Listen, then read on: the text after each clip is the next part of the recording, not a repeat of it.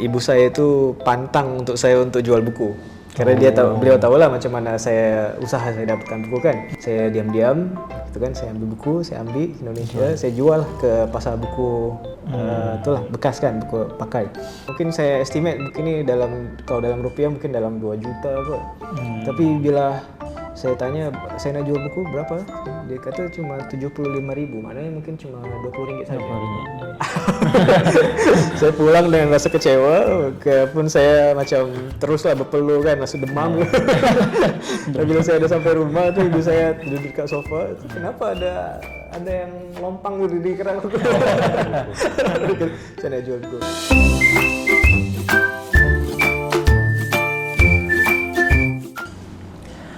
Assalamualaikum warahmatullahi wabarakatuh. Assalamualaikum warahmatullahi wabarakatuh. Kembali kita kepada sesi kedua podcast Melaka. Kali ini kita bersama saudara Yogi daripada Lubuk Kata, jauh dari Jakarta datang ke sini. Jadi secara umumnya persoalan pembincangan hari ini lebih berkisahkan tentang Lubuk Kata dan juga ekosistem pembukuan di Indonesia itu sendiri. Sebelum kita pergi lebih lanjut, mungkin kami perkenalkan diri juga sebab mungkin ada yang baru pertama kali ikut kita pada sesi kedua ni. Saya Fazli dan sahabat saya Farid. Dan kita boleh mulalah petang ni. Ya, betul. Jadi untuk permulaan Saudara Yogi, selamat datang ke Malaysia. Terima kasih. Assalamualaikum semua. Waalaikumsalam warahmatullahi wabarakatuh. Jadi secara umum lah ekosistem pembukuan di Indonesia ni saya rasa mungkin sama di Malaysia dan juga di seluruh dunia, di tempat lain di dunia ni. Jadi untuk permulaannya boleh Yogi perkenalkanlah nama dan yalah, kenapa wujudkan Lubuk Kata dan sebagainya lah di sini. Ya. Assalamualaikum warahmatullahi wabarakatuh. Pertama-tama saya ucapkan terima kasih lah atas jemputan dan masa yang diberikan untuk berkongsi pengalaman ya. Perkenalkan, saya Yogi Teorinaldi. Saya datang dari Jakarta, Indonesia. Saya sebetulnya lahir di Lampung, salah satu provinsi di Sumatera. Ya. Sekarang saya full timer di Lubuk Kata, satu kedai buku. Sekarang kita base di Jakarta, tapi sebetulnya kita establish di Lampung. Ya. Kita dah hijrah ke Jakarta. Cumanya sebagai inisiatif atau educational inisiatif yang di Lampung masih lagi vibrating lah sebetulnya. Tapi bookstore saja yang kita pindahkan ke Jakarta. Lubuk Kata, kalau boleh dikata, dia bukan hanya semata-mata kedai buku. Dia sebetulnya satu intellectual locus, satu educational initiative plus curated bookstore. Kita gunakan Lubuk Kata katalah punya dua sifat. Dua sifat sebetulnya karena kita nampak buku pun punya dua sifat juga. Kita boleh katakan, boleh takrifkan buku sebetulnya satu pihak dia adalah intellectual commodity, ya. Satu pihak lagi dia adalah satu business commodity. So kalau kita treat dia semata-mata sebagai business commodity, so apa bezanya dengan produk-produk yang lain kan? So tapi kalau kita semata-mata jadikan dia sebagai intellectual commodity, kita pun nampak in actuality sebetulnya buku pun dah tersebar di mana-mana dalam ekosistem bisnis juga kan. Kita ada dua-dua itu. Akhirnya bookstore pun kena memainkan peranan dua itu juga. Saya pikir Lubuk Kata pun dia jadi intellectual locus, di mana semua orang datang berbincang, pembaca, pembelajar, nak bincangkan pasal buku, macam-macam lah. Dan kita juga menjual buku. Yogi, macam mana Lubuk Kata tu terhasil nama Lubuk Kata tu? Ada apa-apa makna ke apa? Sebetulnya Lubuk Kata itu dia terdiri daripada dua kata. Kata lubuk dan juga kata itu sendiri. Lubuk. Kata. So, kita sambung jadi Lubuk Kata. Lubuk tu kalau kita susuri lagi daripada asal bahasanya, itu bahasa Arab yang bermakna lubab sebetulnya. Dia jamak daripada perkataan lub. Satu apa ya, kita boleh kata sebagai intipati daripada jiwa lah, kolbu lah. Sebetulnya dalam bahasa Melayu dia adaptasi kan, dan dia pinjam dari bahasa Arab. So kita ada kata lubuk laut, ada lubuk sungai di Indonesia, yang maknanya satu tempat yang sangat dalam lah. Kata itu ya katalah gitu, maklum. Lubuk kata sebetulnya makna. Cuman kalau kita nak gunakan makna macam monopolize kata makna pula. Jadi kita hasilkan satu kata baru, jadi lubuk kata. Gitu. Jadi ya harapannya apa yang sedang kita baca, walaupun dia marsumnya yang tersurat adalah kata-kata, tapi sebetulnya yang hasrat kita sebetulnya kan makna. Jadi kita kata bahwa membaca buku satu upaya, satu perjalanan kita menghampiri makna jugalah. Dah berapa tahun ni dalam lubuk kata dah beroperasi? Lubuk kata berdiri 2020. Tepatnya 11 Julai 2020. Jadi sekarang dah 3 tahun lah. 3 tahun. Nah, mungkin kita nak kenal lebih mendalam lubuk kata dan kata ekosistem perbukuan di Indonesia ni. Secara peribadilah, sebab saya pernah pertama kali ke Indonesia sebagai pembeli buku di sana. Sekitar 10 tahun lepas di Jakarta. Dan secara memang kenal buku tu sebab Indonesia ni banyak penulis dan buku yang menarik. Contoh saya ambil macam Pramodia, Pram dengan tetraloginya 4 tu.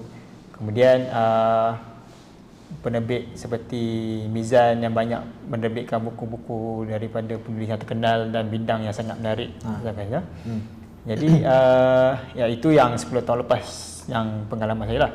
Kemudian bila ke Jakarta kembali selepas beberapa tahun, kemudian kita dengan pandangan yang lain berdasarkan kita pengalaman sudah berada dalam ekosistem perbukuan dan sendirinya, dan nampak perkembangan buku tu macam hampir di Malaysia, hampir terjadi di Malaysia lah, seperti di Indonesia juga. Macam buku penerbitan tu terlalu laju dan bidangnya pun terlalu mencapah dia punya tu, dan juga ya macam Yogi ceritalah, katanya ada kajian mengatakan pembacaan berkurang dan semuanya, tapi ya itu jumlahnya terlalu subjektif, kita tidak tahu macam mana pembeliannya. Jadi saya nak tahu pendapat Yogi tentang macam mana perkembangan industri ekosistem pembukuan di Indonesia sekarang. Nah, dari perspektif Yogi itu sendiri. Dah 3 tahun lah sejak pada lubuk kata hingga kinilah. Ya, saya rasa mungkin Farid dan Fazliz pun maklum juga bahawa mungkin ada berita kan, beberapa kedai buku jenama besar di Indonesia yang tutup. Sebahagian mengatakan bahawa ini tersebab menurunnya minat baca orang Indonesia. Tapi saya rasa saya tak tahu lagi lah datanya macam mana quantitatively. Cumanya kalau kita kata bahawa sekarang ni peminat pembaca itu berkurang, tapi kalau kita lihat sebetulnya zaman sekarang makin ramai orang membaca daripada orang zaman dulu. Sebab medium kita untuk membaca kan makin banyak. Kita tengok Instagram, mungkin tengok Facebook, semua teks juga walaupun ada gambar lah. So mungkin frekuensi orang membaca ini makin banyak juga. Jadi screen time kita sebetulnya kita baca buku juga, baca teks juga kan. Ya, betul. Cumanya kita tak upscale kita punya reading quality lah kan. So saya rasa kita masih peminat itu ada, cuman kita pun kena tengok jugalah. Saya rasa ada banyak faktor yang membuat jenama besar kedai buku di Indonesia itu tutup. Tapi kalau dia kesimpulannya dia tutup disebabkan minat baca itu turun, saya fikir itu kesimpulan yang perlu kita uji lah sebetulnya kan. Gitu. Tapi kalau kita nak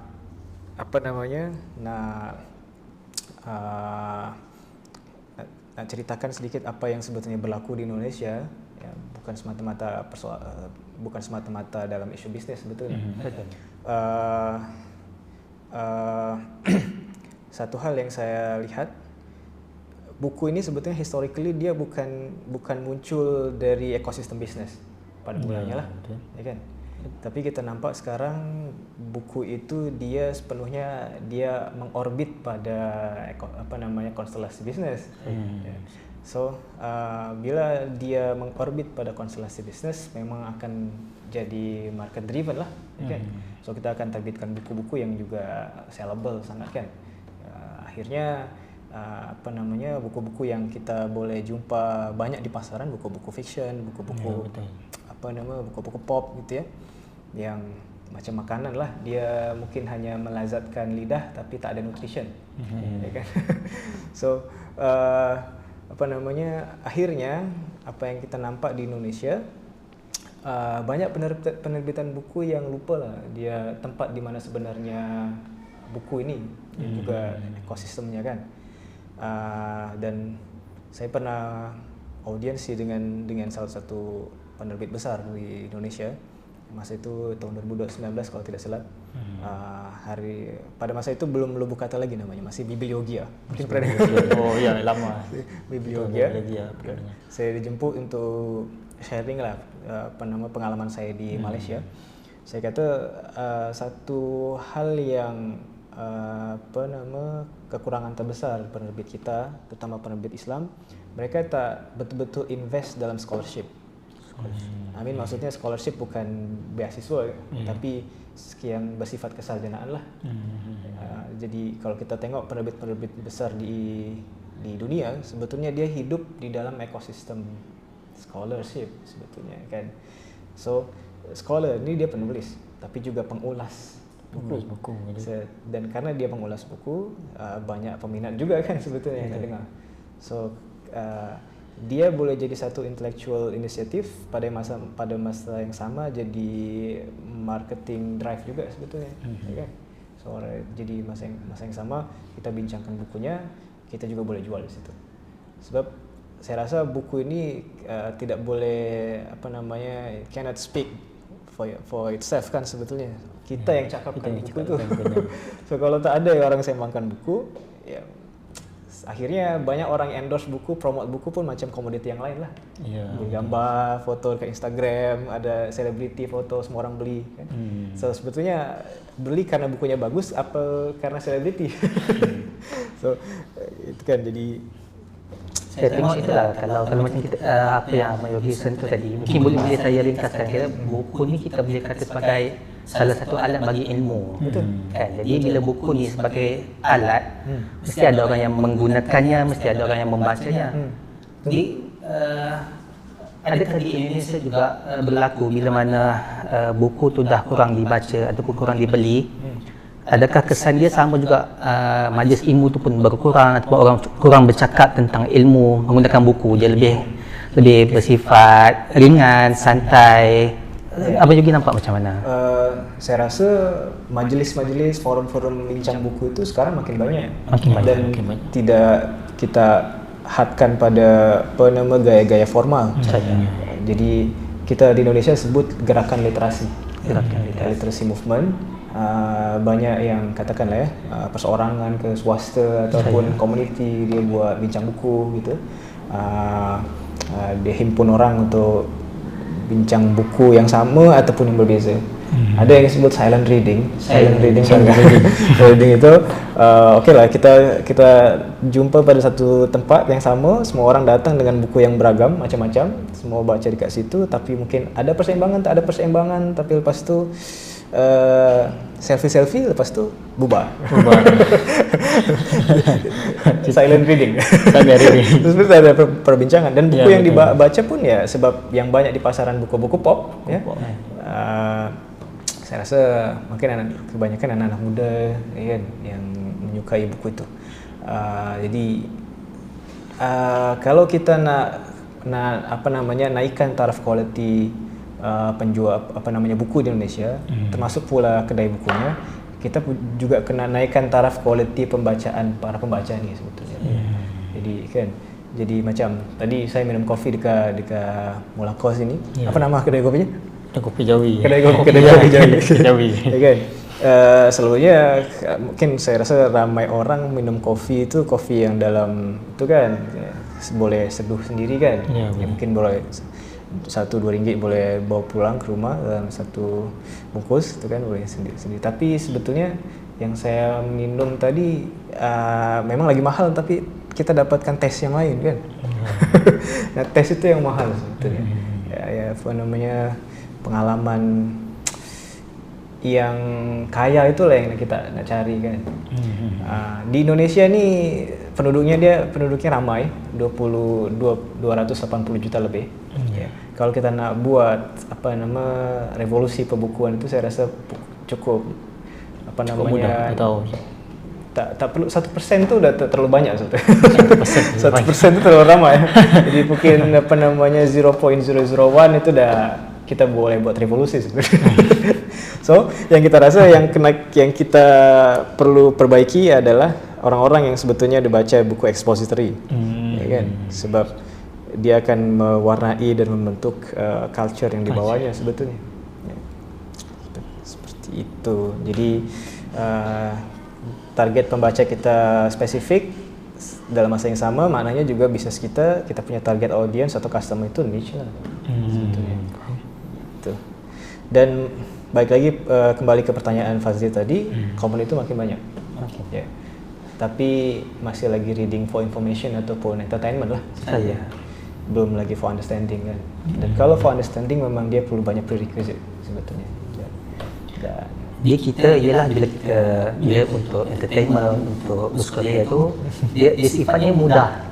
Betul. Dia mudah, jadi kita boleh masuk dan keluar begitu saja. Tapi bila kita nak cakap pasal ilmu, fakta, benda yang hak, jadi itu mungkin sedikit susah dan mungkin orang muda sekarang mungkin perlu kita yang kita dah tua kan, kita kata kita ni tua kan, adalah sedikit pengalaman mungkin kita perlu kena mendekati juga lah mungkin adik-adik kita orang muda ni untuk dekat, kalau tidak mereka semakin jauh dan dalam dunia sukaria macam tu kan.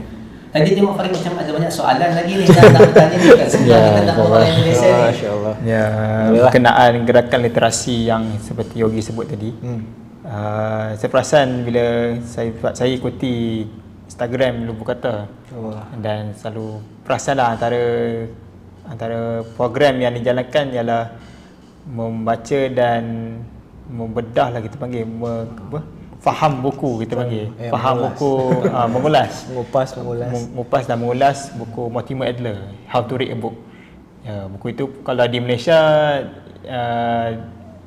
dia dalam 10 tahun daripada 10 tahun hingga kini 10 tahun ke belakang lah hingga kini baru terkenal dan orang mula mencari dan mula membaca How to Read a Book sebab ya orang membaca tapi membaca untuk apa, membaca macam mana kan. Orang dia tak tahu kan macam mana cara membaca dan sebagainya, cara yang betul lah. Jadi boleh Yogi ceritakan kenapa pilih buku Adler itu sendiri? Satu, dan apa yang Lubu Kata cuba capai dan cuba nak berilah tentang pembincangan itu. Sebetulnya katalah ya ada beberapa alasan yang boleh saya kongsikan, tapi kita mula dari yang philosophical lah. Lubu Kata sebetulnya bermula bukan dari jualan buku. Hari itu tempat dah ada, serak-rak semua dah ada, tapi buku tak ada lagi. Sebab masih lagi on the way dari Malaysia kan. Tapi bukan bermakna, sebab saya katakan intellectual locus itu tak mestinya ada buku lah. Kita boleh berbincang apa kan. Hari itu Lubu Kata 19 Julai kita mulakan dengan membaca buku The Concept of Education in Islam karya Syed Muhammad Taqi Walatas, dan baru khatam 1 tahun kemudian. Dalam buku yang nipis 40 halaman lebih itu kan. Antara kesimpulan yang kami boleh ambil daripada buku itu adalah kalau siapa-siapa pembaca kita yang pernah membaca buku tersebut mungkin perasan ada 3 fundamental elements atau components dalam pendidikan kan. Kita sebut ada proses atau metodologi. Yang kedua ada content, which is knowledge, and adab sebetulnya kan. The purpose of seeking knowledge. Yang ketiga ini resipien manusia. Kalau kita baca juga karya Said Naqib Alatas yang lain, masalah kita adalah scholarly problem. Yang kedua, konten ni kan, knowledge kan.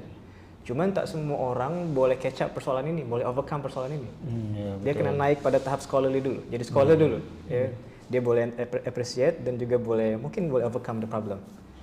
Tapi adakah dia scholar ataupun bukan scholar, sarjana atau bukan sarjana, dia pasti menempuhi proses pendidikan dan juga pembelajaran. Ya kan? Maksudnya learning lah. Dia kata sebelum orang well educated, dia mesti well learned juga. Ya kan? Dia kena tahu bagaimana cara membaca. Cara belajar lah yang betul.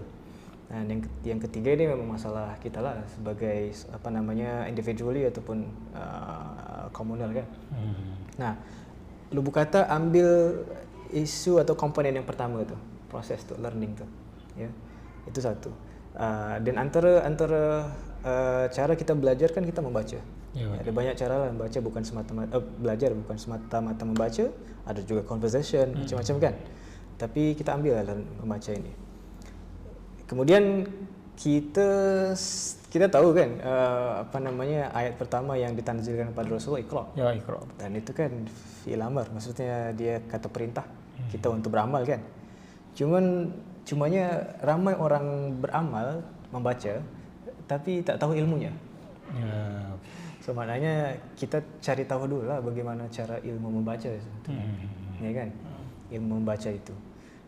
Dan kita dalam khazanah kita ada banyak buku-buku yang membincangkan pasal art of learning ini, seni membaca ini, seni belajar. Misalkan karya Munajim Beshi pada abad ke-17, Adabul Mutola'ah itu antara satu dan antara pioneer yang menulis buku tentang kaidah membaca. Sebelum itu ada Adabul Bahas wal Munazarah, ada buku-buku tentang devotional learning, ya kan? Macam Ta'limul Muta'allim ataupun Tazkiratus Sami wal Mutakalim karya Ibn Jama'ah, ya. Sebetulnya kita ada banyak khazanah yang boleh kita ambil istifadah kan. Cumanya kalau saya gunakan buku itu untuk diajarkan kepada para pembaca sekarang, macam relevansi dia kurang sebab tak semua orang akan akses to ROS. Ya kan? Gaya penulisan, format dan skala pun macam sebetulnya moden kan. Moden gitu. Jadi bila mereka kuasai itu dan mereka tak tahu juga itu sebagai keperluan mereka yang sebenar gitu ya. Dan mereka juga tak tahu turos itu apa perkara yang kena baca kan. So kita pilihlah yang mungkin dia dekat dengan tradisi sekarang kan. How to Read a Book karya Mortimer J. Adler dan Charles Van Doren. Dan kita nampak ada banyak pandangan yang sebetulnya inline dengan kita punya tradisi membaca. Ya. Dan kita pilih How to Read a Book tu lah. Dan saya nampak Mortimer J. Adler dia bukan semata-mata philosopher, bukan semata-mata educationist, tapi dia macam buat macam mana education itu boleh diterjemahkan dalam bentuk praktikal dan movement yang systematic. Kan? Antaranya dia pergi kepada arts of learning dulu lah. Kan? Dia punya idea The Great Conversation, tapi ini idea yang tinggi. Adakah semua orang boleh catch up The Great Conversation? Even the art of converse pun kita kena belajar juga kan. Jadi kita ada konten tapi orang tak boleh tahu macam mana kena consume the content tu. Kita kena belajar juga. Ya, betul, kena belajar. Jadi kita pilih jugalah How to Read a Book. Dan How to Read a Book dulu Lubuk Kata sebetulnya bukan satu-satunya. Kita ada art yang lain, ada seni-seni atau kaidah belajar yang lain. Kita sebenarnya punya 3 level, 3 tahapan, 3 peringkat, dan kita masih lagi di peringkat pertama. Ya, kita di peringkat pertama ada kaidah membaca, kemudian ada kaidah berbincang dan kaidah berfikir. Kaidah berfikir penting sebab dalam perbincangan dan dalam membaca itu memang kita akan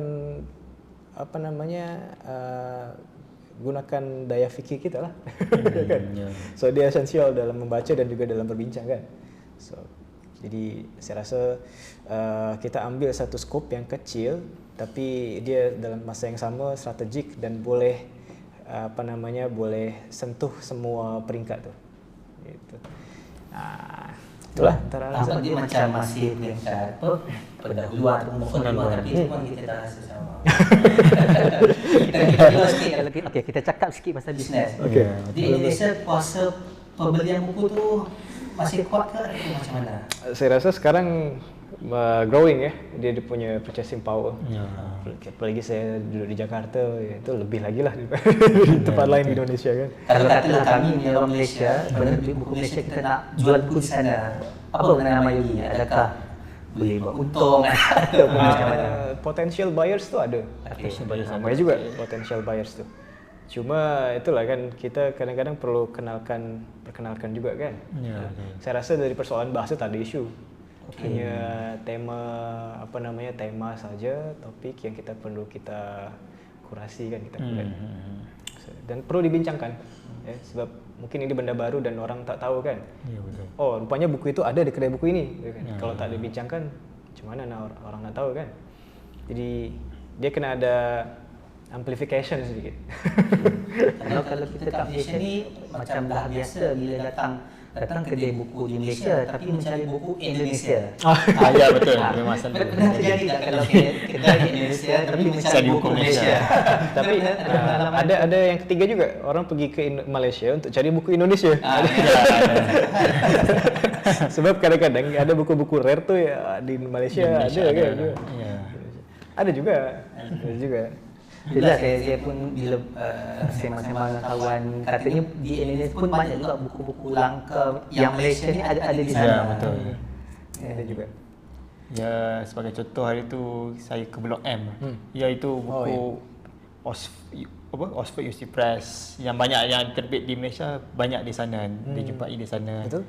Tapi itulah, saya tak pastilah penjualnya menjual harga semahal sebab dia semak kalau di Indonesia Tokopedia atau ya itu selalu lihat banyak terjual di situ atau macam mana banyak di sana buku Malaysia yang di situ. Saya sekarang lagi accessible lah information tu kan, maklumat tu kan. Dengan ada media sekarang ni. Saya rasa mungkin ni yang terakhir pada saya lah, mungkin lepas ni. Mak Yogi pernah duduk di Malaysia dalam beberapa tahun, kemudian ada pengalaman di Indonesia. Yang mungkin boleh kongsikan mungkin 1-2 nasihat ke untuk kami pemain industri buku di Malaysia ni, apa yang kita boleh belajar daripada Indonesia? Sebetulnya saya kena iktiraf bahawa sebetulnya saya juga belajar di Malaysia untuk bawa pengalaman di Malaysia ke Indonesia. Saya sebetulnya tak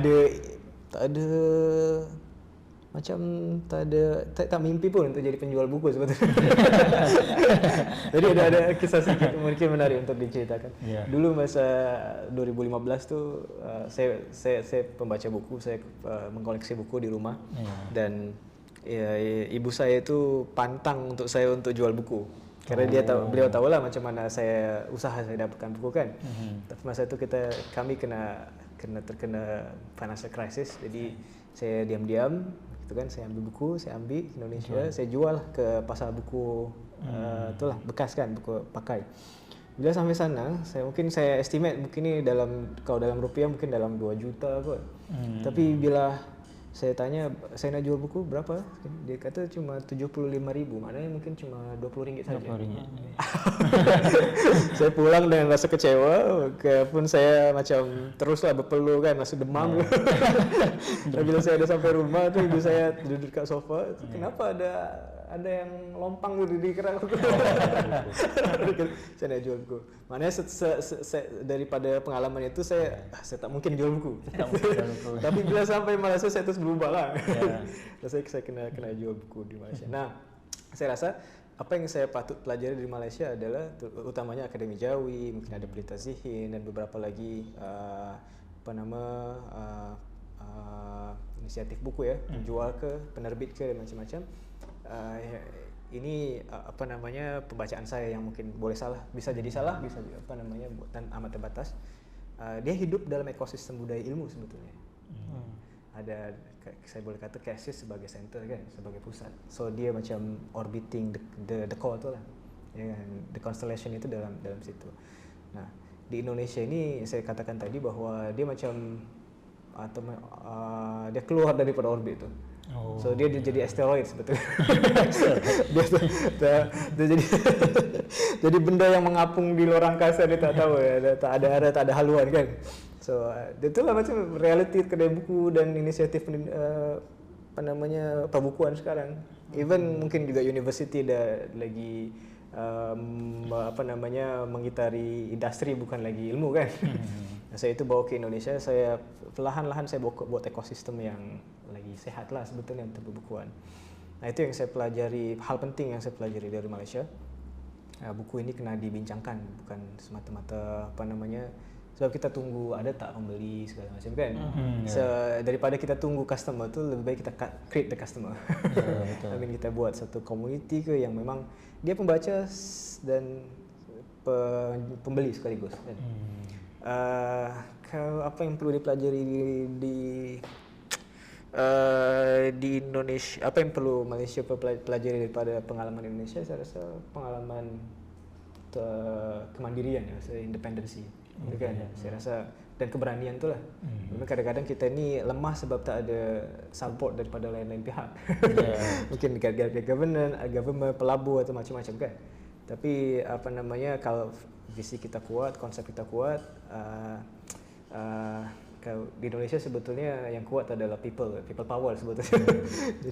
jadi kita tak perlu lagi bergantung kepada government atau macam-macam kan. Tapi ya kita kena buat plan yang strategik lah untuk macam-macam. Kalau mungkin saya boleh kongsikan juga ada 3 komponen penting dalam pergerakan sebetulnya. Kita kena ada naratif yang kuat, dan bukan semata-mata naratif atau narration yang kuat, tapi yang betul lah. Naratif kita kena kuat. Selepas itu misalkan contohnya kita punya idea the worldview of Islam. Tapi ada banyak cara kita untuk storytell the worldview of Islam. Tak semata-mata selalu buat seminar ke apa kan. Ada banyak cara lah untuk kita storytell the narrative tu. Tapi selepas kita punya storytelling dan juga naratif, kita kena ada amplification juga. Maknanya kita perlu ada media yang proper, yang kuat, supaya idea ini kita supaya tak shock sendirilah. Kita asyik sendiri berbincang dalam echo chamber kita. Kita nampak bahawa idea ini tak tersebar, tapi sebetulnya masih dalam ruang yang kecil kan, echo chamber macam itu. Jadi kita kena ada amplification juga. Amplification ini untuk supaya kewujudan kita dan juga kita punya kita punya kedirian itu orang boleh kenal lah. Jadi kena ada naratif yang betul, yang kuat, storytelling yang unik, yang kreatif, yang inovatif, dan lepas itu ada amplifications yang amplifier dia kena bagus. Dan saya rasa 3 ini kuatlah saya nampak dalam Akademi Jawi sebetulnya, dan saya banyak belajar daripada Akademi Jawi. Saya rasa menarik perkongsian tu sebab setiap kali kita macam kalau bila kita jual buku pergi mana-mana pesta ke ataupun ada event mana-mana pun, sebab kita menjual buku Jawi, masih ramai lagi yang bila orang datang ada buku Jawi masih ada. Kita ada event yang lepas baru selesai kan, majlis pelancaran buku baru saya nakir. Jadi bila kita menjual buku di situ pun soalan yang sama juga. Kata bila datang ke kedai kita, ada ya buku Jawi. Masih ada. Kita ingat kita dah amplifier tu dah habis out dah. Masih belum lagi lah kita punya kan. Okey, pada Farid. Untuk Lubu kata, ada terfikir untuk berkembang lagi untuk jadi sebagai penerbit ataupun kalau umpama lagi kata semua penerbit di Indonesia sudah jadi asteroid lah di sana kan. Pernah tak terfikir nak cuba menjadikan satu contoh lah, kalau di Indonesia insist sebagai core, sebagai dia punya satelit tu sendiri kan, untuk akan datang dan sebagainya lah. Ada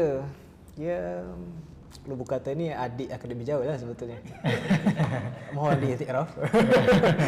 So kita kena hormat dan juga ikut macam mana pengalaman abang kan.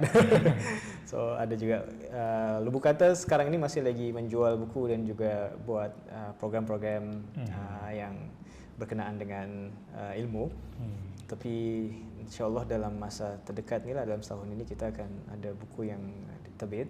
Sekarang ni masih lagi dalam bentuk kita proses untuk menubuhkan penerbitan.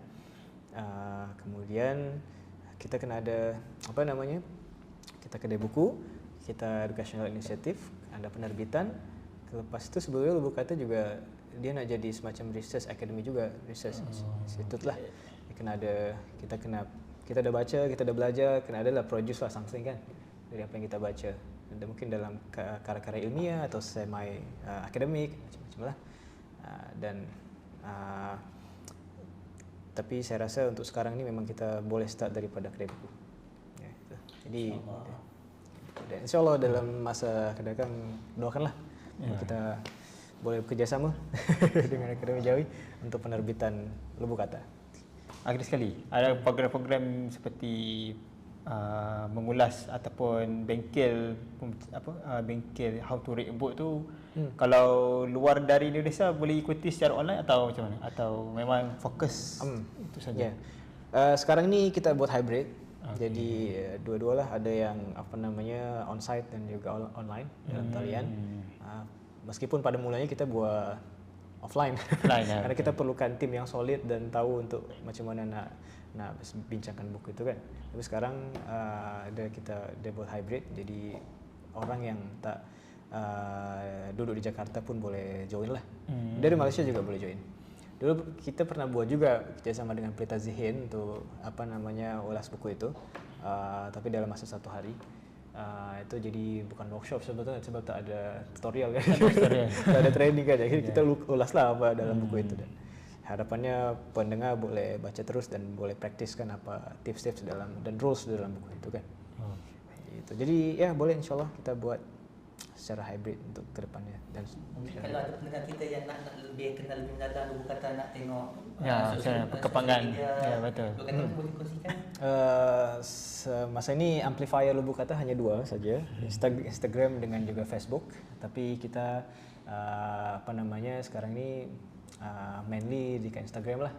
Kawan-kawan boleh join di @tb.lubukata.